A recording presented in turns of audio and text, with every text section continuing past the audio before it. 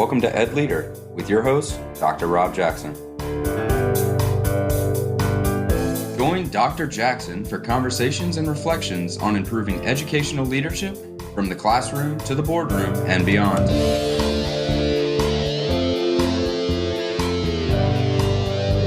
Educational leadership is an ever-evolving opportunity to make a real and lasting difference in the lives of students, parents, and the community.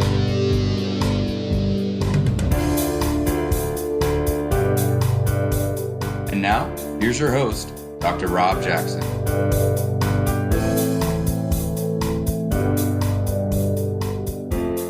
Hi friends, welcome to the Ed Leader Podcast. I'm your host, Rob Jackson, and I want to thank you for spending time with me today as I seek to add value to your work and to your professional and personal life through this podcast. The Ed Leader Podcast community continues to grow worldwide because of your kind words and positive ratings. If you have not, please take a moment to rate and review the podcast on your favorite podcast player and share it with your network of colleagues and friends. Remember, you can find show notes, links to references that are cited during each episode, and find each of the previous regular episodes and the 3 special series that I've done at drrobjackson.com. A new school year is dawning, and there's no time to waste. Let's get to it.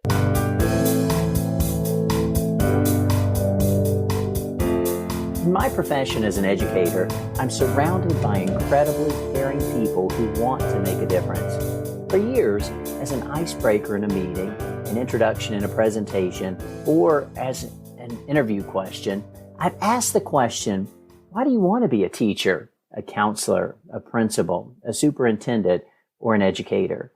For years, the universal answer has been and is, I want to make a difference. As I think about it, with few exceptions, I can say that my colleagues have each made or are making a profound difference. I can cite countless examples of former students who recount with love and wonder the difference an educator made in their life. I think of my own teachers and even the mentors I have had within the profession who have made a difference in my life. Mahatma Gandhi, the Reverend Dr. Martin Luther King Jr., Mother Teresa, Sir Winston Churchill, the Reverend Billy Graham, and in our own state of North Carolina, Dr. Dudley Flood and Dr. Causby, who were charged with helping schools and communities with the task of bringing civility and goodwill to the school boards, teachers, administrators, parents, and most of all, the students in the early days of desegregation. They traveled the state bringing fragmented groups to the discussion table for solutions for schools. It was their wit and courage that diffused problems of great magnitude. They, like the well-known names I mentioned a moment ago, made a difference. I wonder, though, if any of those I mentioned have found themselves in moments like I have, in periods of self-doubt, periods where you wonder if you are making more than a difference in the moment, that you're actually making a lasting difference. Casting doubt aside and refusing to fall prey to negative self-talk, I search for examples of lasting difference among the tapestry of lives that have been woven together in my career that now spans decades and thousands of lives across dozens of communities. In that reflection, I pause in my rumination to consider the heroes among my mentors and the students I've taught early in my career who are now accomplishing their dreams. Among them are doctors, attorneys, teachers, bankers, investors, real estate agents, landscape artists, etc. Beyond career success, I witness them succeeding as friends, as spouses, and as parents. My own life bears witness to the lasting difference made by the public school teachers who taught and loved me as a child. My career, now in its latter stages, demonstrates the lasting difference made by the teachers and administrators who took me under their wings and nurtured me as a young teacher and later as a beginning administrator. Perhaps the success of my former students shows the paying it forward desire I have always had as an educator. Perhaps it's found in the instructional assistants I worked with who are now teachers, or the teachers I worked with who are now principals, or the principals I worked with who are now superintendents. Certainly, I can find positive examples of making a difference.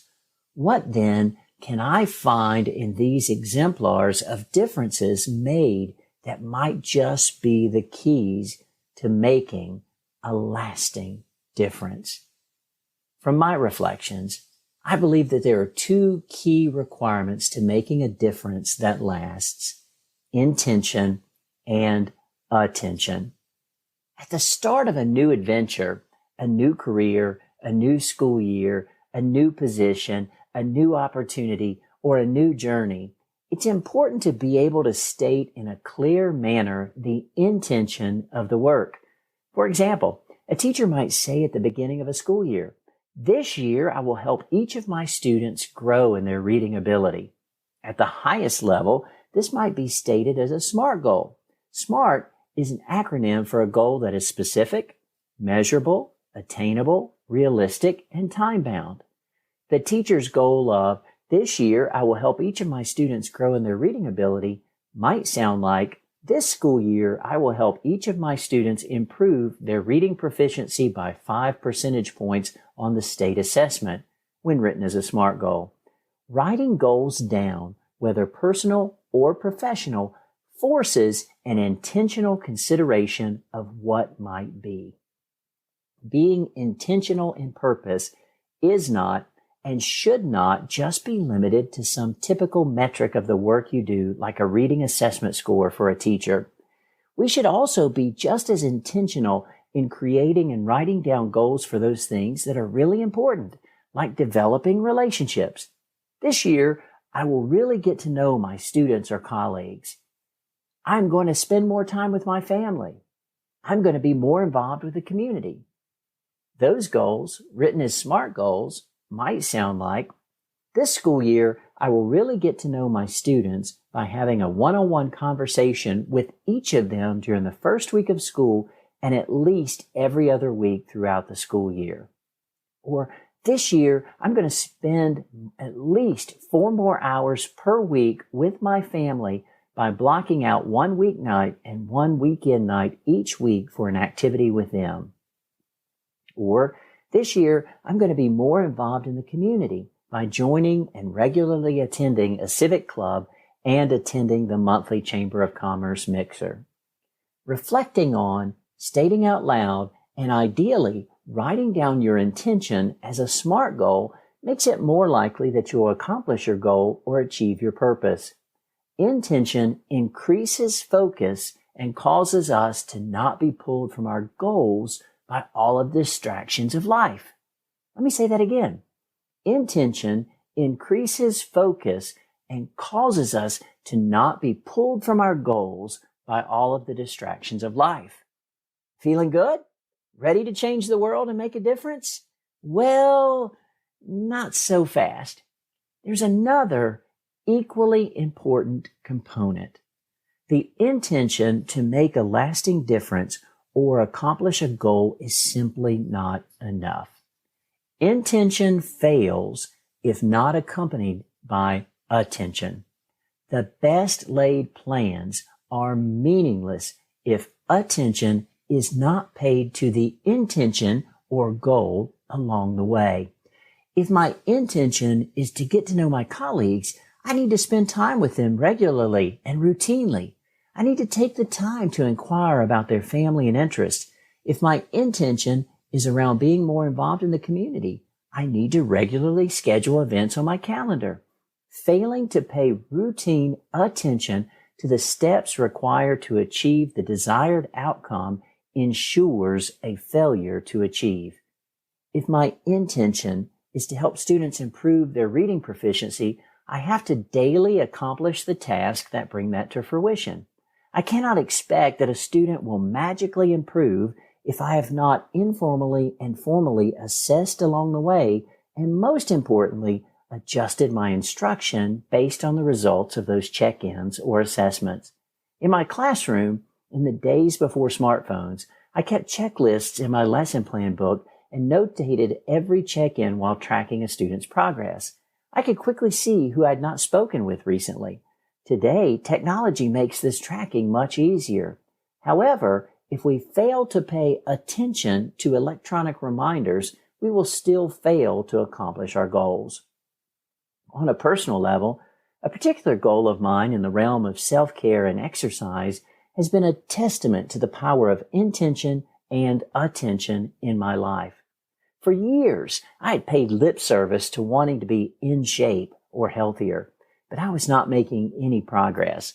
It was not until 2012, challenged by my son Joshua, that I determined to actually do something, to begin to accomplish this goal of being healthier. I vowed to be more intentional. It was not easy. I struggled to run to the stop sign at the end of our road, less than half a mile away. I started to use mailboxes as goals. I can make it to the next mailbox. I can make it to the next one. After a slow first month with halting progress in terms of actually getting out of the door and running, I hit upon a strategy that would work for me, tracking my accomplishments and competing against myself, forcing me to pay attention to my intention to be in shape or healthier. I opened a new Excel worksheet and created a tracking chart for my exercise. For me, that means running and riding my bike. I set a goal for the miles I would run and ride that year with a plan to record each month what I accomplished. Using the Map My Run application on my phone, I began to track every run and ride. Each week, I opened the Excel chart and updated my progress. The Excel chart is now a Google Sheet that shows line graphs and bar graphs of 11 years of progress. I compare month to month, trying to set new records for that month of the year. I accept that I will log more miles during the spring and summer and less when cold weather appears, but I keep going. For the record, some years are better than others. I accept that I may have short-term setbacks, but I also know that I am making long-term progress because I pay attention to it. Professionally, as a principal, I wanted to be in classrooms more. It was a heartfelt goal. It was in my professional development plan. But seemingly, year after year, I was failing to accomplish this simple seeming goal of being in classrooms more. It was just too easy to be trapped by the urgent, like a leaky toilet or a phone call to return, and miss out on the important work of being in classrooms where the real work was happening. It was not until I finally had the aha moment of creating a SMART goal with an actual number of classroom visits per week, the addition of a communal tracking sheet with my assistant principals so we all held each other accountable to this important goal, and most importantly, actually blocking out the time on my calendar. For superintendents and district leaders, this applies equally to visiting schools. How many times are you actually in each of the schools in your district? Do you track this or have a placeholder in your weekly calendar for school visits? If your goal is being in schools, try placing time in your calendar right now before the school year begins to make this happen. I know that without the intention at the outset and the attention throughout, I would still be simply talking about what I'd like to accomplish instead of actually making a difference in my health and well-being or actually being in classrooms or schools more. Intention and attention, powerful tools for any leader, most especially ed leaders on the cusp of a brand new school year. In the end, only time will tell if we have each made a lasting difference. But I just cannot imagine that we have a hope of accomplishing that lofty goal without intention and attention. I hope that you've enjoyed our time together. I am interested in your thoughts. Please keep sharing your feedback on Twitter at Dr_Rob_Jackson. I guess Twitter's now called X. So keep sharing your feedback on X at Dr_Rob_Jackson through email or by commenting directly on the show notes page.